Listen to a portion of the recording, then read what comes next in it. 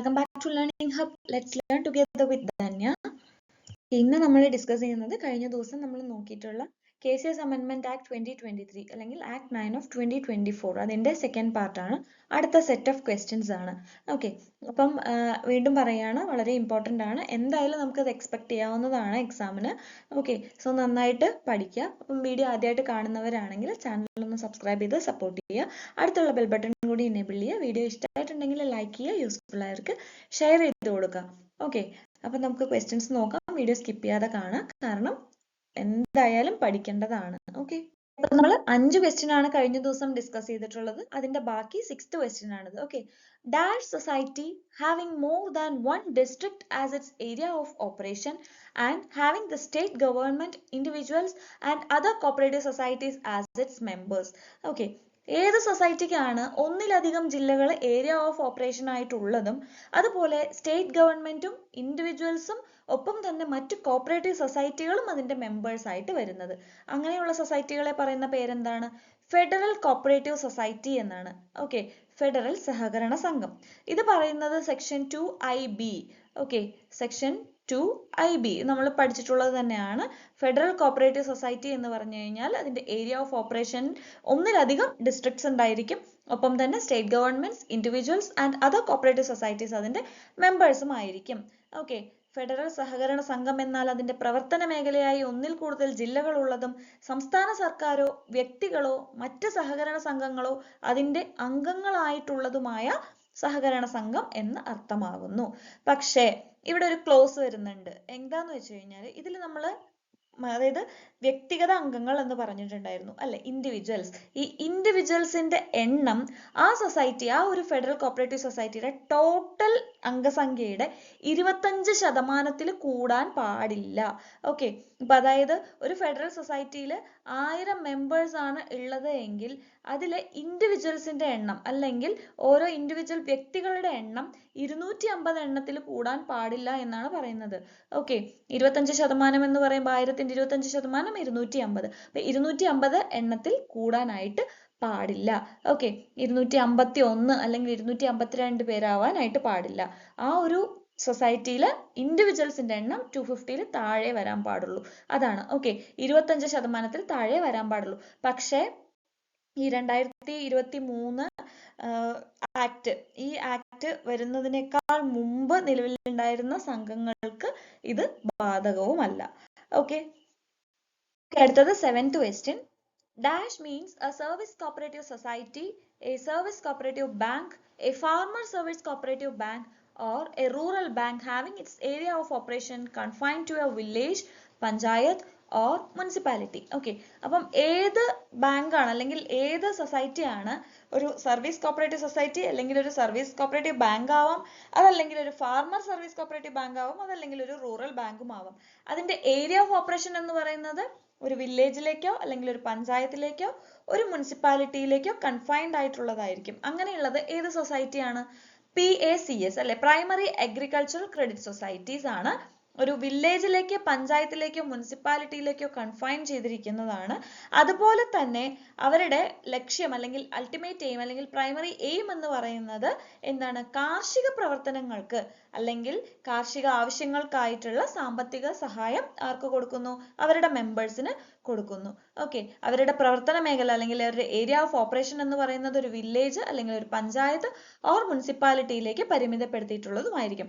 അങ്ങനെയുള്ള സർവീസ് സഹകരണ ബാങ്ക് അല്ലെങ്കിൽ സർവീസ് സഹകരണ സൊസൈറ്റി അല്ലെങ്കിൽ ഒരു ഫാർമർ സർവീസ് കോപ്പറേറ്റീവ് ബാങ്ക് അല്ലെങ്കിൽ ഒരു ഗ്രാമീണ ബാങ്ക്, ഇതിനെ നമ്മൾ പ്രാഥമിക കാർഷിക വായ്പാ സംഘം അല്ലെങ്കിൽ പ്രൈമറി അഗ്രികൾച്ചർ ക്രെഡിറ്റ് സൊസൈറ്റി എന്നാണ് വിളിക്കുന്നത്. ഓക്കെ, അത് എവിടെയാണ് ഡിഫൈൻ ചെയ്തിട്ടുള്ളത്? Section 2OAA. ഓക്കെ, OAA ഇതൊക്കെ നമ്മൾ പഠിച്ചിട്ടുള്ളതാണ്, ഓൾറെഡി ഡെഫിനിഷൻസിൽ പഠിച്ചിട്ടുള്ളതാണ്. അതിൽ നമുക്ക് എവിടെയാണ് ഇനി മാറ്റം വന്നിട്ടുള്ളത് നോക്കണം. ഈ ഡെഫിനിഷന്റെ ഇത് ഓർക്കണേ, ഏത് സെക്ഷൻ ആണെന്നുള്ളത്. 2OAA. ഓക്കെ, അപ്പം ഇതിൽ മാറ്റം എവിടെയാണ് വന്നിട്ടുള്ളത്? അങ്ങനെയുള്ള അതായത് ഗ്രാമീണ ബാങ്ക് ആണെങ്കിലും അത് PACS ആണ്. പക്ഷെ അവർക്ക് അത്തരം വായ്പകളുടെയും അഡ്വാൻസുകളുടെയും അതുപോലെ തന്നെ പലിശ നിരക്ക്, പ്രവർത്തന മേഖല ഇതെല്ലാം രജിസ്ട്രാർ നിശ്ചയിച്ചിട്ടുള്ള പ്രകാരം ആയിരിക്കണം എന്നുള്ളതും കൂടി ഉണ്ട്. ഓക്കെ, ഇപ്പൊ രജിസ്ട്രാർ എന്തൊക്കെയാണ് നിശ്ചയിക്കുന്നത്? PACSന്റെ വായ്പ, അതുപോലെ തന്നെ അഡ്വാൻസ്, അതിന്റെ എല്ലാം പലിശ നിരക്ക്. ഓക്കെ, അപ്പം ലോൺസ് ആൻഡ് അഡ്വാൻസസിന്റെ ഇൻട്രസ്റ്റ് റേറ്റും അതുപോലെ തന്നെ അവരുടെ ഏരിയ ഓഫ് ഓപ്പറേഷൻ, വളരെ ഇമ്പോർട്ടന്റ് ആണ്, ഏരിയ ഓഫ് ഓപ്പറേഷനും നിശ്ചയിക്കുന്നത് രജിസ്ട്രാർ ആണ്. ഓക്കെ, പക്ഷെ 2000 ജനുവരി 1 നിലവിലുണ്ടായിരുന്ന സംഘങ്ങൾക്കോ ബാങ്കുകൾക്കോ ഈ ഒരു പ്രവർത്തന മേഖല എന്നുള്ള ആ ഒരു ഇത് ബാധകമല്ല. ഓക്കെ, സോ ഇവിടെ ഇമ്പോർട്ടന്റ് ആയിട്ട് പറയുന്നത് ലോൺസ് ആൻഡ് അഡ്വാൻസസ് അതുപോലെ ഏരിയ ഓഫ് ഓപ്പറേഷൻ ഡിസൈഡ് ചെയ്യുന്നത് രജിസ്ട്രാർ ആയിരിക്കും. ഓക്കെ, PACS ന്റെ. ഓക്കെ, ഇപ്പം PACS ന്റെ ഡെഫിനിഷന്റെ ബാക്കി പോയിന്റ്സ് ആണ്.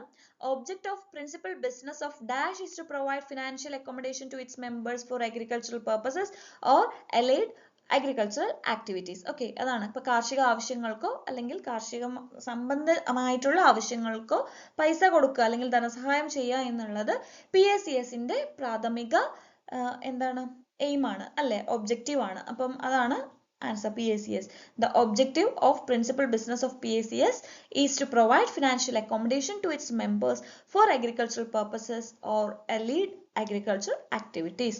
Okay, അടുത്തത് സെയിം നമ്മൾ പറഞ്ഞു, the rate of interest on agricultural loans and advances and the area of operation of PACS shall be fixed by the registrar. അല്ലെ, അപ്പം അഗ്രികൾച്ചറിന്റെ ലോൺസ് ആൻഡ് അഡ്വാൻസസ്, അതിന്റെ ലോൺസ് ആൻഡ് അഡ്വാൻസസിന്റെ റേറ്റ് ഓഫ് ഇൻട്രസ്റ്റും അതുപോലെ area of ഓപ്പറേഷനും decide ചെയ്യുന്നത് registrar ആണ്. Okay, section 2OA PACS define ചെയ്യുന്നത്.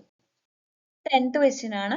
Dash means a cooperative society other than PACS, the primary object or principal business of which is to accept deposit from its members for the purpose of lending to its members or investment, and the bylaws of which do not permit admission of any other cooperative society as its member. Okay, അപ്പം ഏത് society ആണ്, PACS അല്ല എന്നുള്ളത് പറഞ്ഞിട്ടുണ്ട്, ഏത് society ആണ് അവരുടെ principal object എന്ന് പറയുന്നത് ഡെപ്പോസിറ്റ് അക്സെപ്റ്റ് ചെയ്യുക, മെമ്പേഴ്സിന്റെ കയ്യിൽ നിന്നും ഡെപ്പോസിറ്റ് വാങ്ങിക്കുക. എന്തിനു വേണ്ടിയിട്ടാണ് അത് വാങ്ങിക്കുന്നത്? അവരുടെ ആവശ്യങ്ങൾക്ക് വേണ്ടിയിട്ടും അതുപോലെ തന്നെ അവർക്ക് എന്തെങ്കിലും ഇൻവെസ്റ്റ്മെന്റ് വരുവാണെങ്കിൽ അതിലേക്ക് എടുക്കാൻ വേണ്ടിയിട്ട് ആ മെമ്പേഴ്സിന് തന്നെ കടം കൊടുക്കാൻ ആവശ്യമായിട്ടുള്ള ഡെപ്പോസിറ്റ് മെമ്പേഴ്സിന്റെ കയ്യിൽ നിന്ന് തന്നെ അക്സെപ്റ്റ് ചെയ്യുന്നു. അങ്ങനെയുള്ള സൊസൈറ്റീസിനെ നമ്മൾ എന്താണ് പറയുന്നത്? നമ്മളുടെ പ്രൈമറി ക്രെഡിറ്റ് സൊസൈറ്റി, സാധാരണ നമ്മൾ പറയാറുള്ള നമ്മളുടെ cooperative societies primary credit societies ആണ് അങ്ങനെയുള്ള സൊസൈറ്റീസ്. പക്ഷെ ഇവിടെ ഒരു ക്ലോസ് എന്താണ്? ബൈലോസ് പറയുന്നത് അവർക്ക് മറ്റ് കോപ്പറേറ്റീവ് സൊസൈറ്റീസ് അവരുടെ അംഗങ്ങളായിട്ട് വരാനായിട്ട് പാടില്ല. ഓക്കെ, അപ്പം അതാണ് പ്രൈമറി ക്രെഡിറ്റ് സൊസൈറ്റി. അത് പറയുന്നത് സെക്ഷൻ 2OBയിലാണ് കേട്ടോ. നമ്മൾ മുമ്പ് പഠിച്ചിട്ടുള്ള സെക്ഷൻ തന്നെയാണ്. എന്താണ് പ്രൈമറി ക്രെഡിറ്റ് സൊസൈറ്റി? മുമ്പ് പഠിച്ചിട്ടുള്ളത് ഇങ്ങനെയായിരുന്നു. Means primary credit society means a society other than apex or central society which has its principal object the raise of funds to be lent to its members. Okay, അതായത് മെമ്പേഴ്സിന് പൈസ lent ചെയ്യാൻ ആവശ്യമായിട്ടുള്ള fund raise ചെയ്യുക എന്നുള്ളതാണ് principal object. അത്രയേ ഉള്ളൂ. Okay, ഒരു apex society central society ആവാൻ പാടില്ല എന്നും പറഞ്ഞിട്ടുണ്ട്. ഇപ്പം അതിന്റെ ഡെഫിനിഷൻ മാറ്റി എങ്ങനെയാണെന്ന് വെച്ച് കഴിഞ്ഞാൽ PACS ആവരുത് എന്ന് പറയുന്നുണ്ട്. പ്രിൻസിപ്പൽ ഒബ്ജക്റ്റ് എന്ന് പറയുന്നത് അവർക്ക് ഭാവിയിൽ എന്തെങ്കിലും ഇൻവെസ്റ്റ്മെന്റിന് വേണ്ടിയിട്ടോ അല്ലെങ്കിൽ അവർക്ക് എന്തെങ്കിലും ആവശ്യങ്ങൾക്ക് കടം കൊടുക്കാൻ വേണ്ടിയിട്ടോ മെമ്പേഴ്സിന്റെ കയ്യിൽ നിന്ന് തന്നെ ഡെപ്പോസിറ്റ് അക്സെപ്റ്റ് ചെയ്യുക. മറ്റ് കോപ്പറേറ്റീവ് സൊസൈറ്റീസ് അവരുടെ മെമ്പേഴ്സ് ആവരുത്. അപ്പം ഇൻഡയറക്റ്റ് ആയിട്ട് പറഞ്ഞിരിക്കുകയാണ് അപ്പെക്സ് സൊസൈറ്റി അല്ലെങ്കിൽ സെൻട്രൽ സൊസൈറ്റീസ് അവരുടെ മെമ്പേഴ്സ് ആവരുതെന്ന്. കാരണം അപ്പെക്സ് സൊസൈറ്റീസിലും സെൻട്രൽ സൊസൈറ്റീസിലും കോപ്പറേറ്റീവ് സൊസൈറ്റീസ് മെമ്പേഴ്സ് ആണ് അല്ലെ. സോ അങ്ങനെയുള്ളത് പ്രൈമറി ക്രെഡിറ്റ് സൊസൈറ്റി ആണ്. ഓക്കെ, അപ്പൊ എന്താണ് ഇതിന്റെ ഡെഫിനിഷൻ? പ്രാഥമിക വായ്പാ സംഘം എന്നാൽ അതിന്റെ അംഗങ്ങൾക്ക് കടം നൽകുന്നതിനും നിക്ഷേപത്തിനും വേണ്ടി അതിന്റെ അംഗങ്ങളിൽ നിന്നും നിക്ഷേപം സ്വീകരിക്കുക എന്നത് അതിന്റെ പ്രാഥമിക ലക്ഷ്യമോ പ്രധാന ബിസിനസ്സോ ആയതും അതിന്റെ ഉപനിയമം പ്രകാരം എന്താണ് പറയുന്നത്? സഹകരണ സംഘങ്ങളെ അതിന്റെ അംഗങ്ങളാകാൻ അനുവദിക്കാത്തതുമായ പ്രാഥമിക കാർഷിക ക്രെഡിറ്റ് സംഘം ഒഴികെയുള്ള സഹകരണ സംഘം എന്നർത്ഥമാകുന്നു.